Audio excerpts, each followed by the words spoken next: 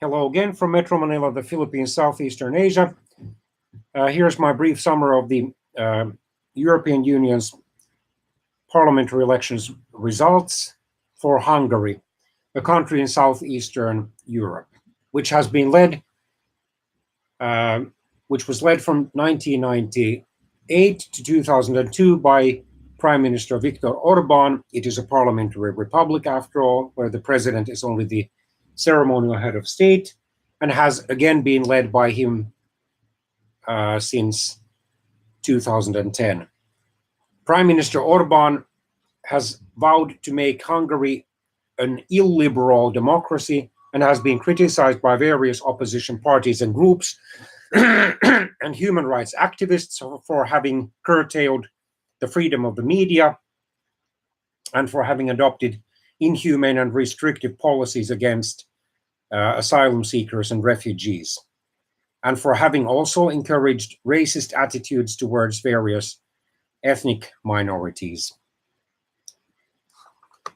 Anyway, as predicted, the ruling Fidesz party won the election. It currently can be classified as a national conservative, populist and right-wing party. It started as a center-right or right-wing liberal party. It took 13 seats and 52.33% of the popular vote. Currently suspended from the center-right European People's Party, Fidesz's future in Brussels is unclear. If it was consistent, it would leave the European People's Party and would join one of the national conservative factions there. And of course, if Prime Minister Orban was fully consistent in his rhetoric against the European Union, he would take Hungary out of the European Union in the near future. Prime Minister Orban, celebrating his victory, claimed that he had received a mandate from the Hungarian voters to do three things: stop migration in Europe, defend the Europe of nations, and defend Europe's Christian culture. Well, themes that he has harped on for several years.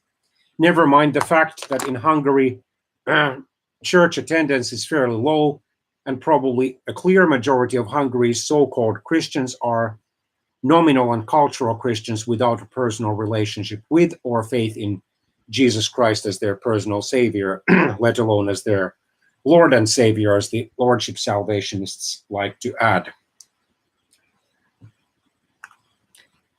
The night's big surprise for Hungarians was a dramatic shift in the makeup of Orban's opposition.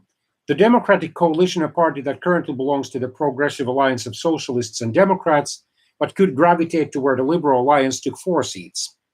At the same time, Momentum, a member of the Alliance of Liberals and Democrats, entered the European Parliament for the first time, sending 2 women in their early 30s to Brussels. The Socialists and far-right Jobbik both collapsed, winning 1 seat each, while the Greens didn't win any seats.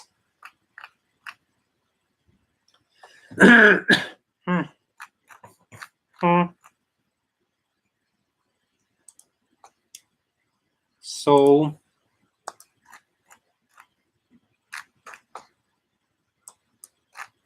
maybe I have to turn to the Hungarian website. Okay, yes.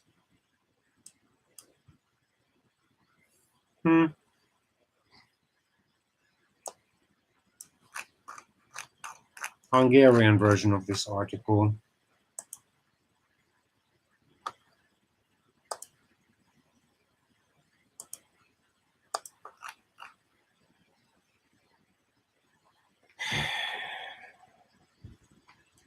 So Fidesz took 11 seats.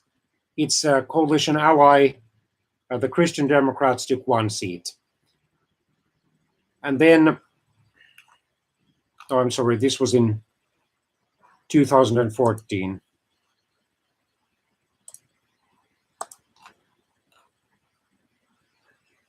Okay, the Fidesz Christian Democratic People's Party alliance took 13 seats.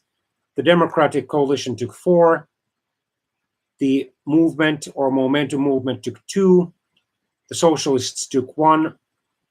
Jobbik took 1.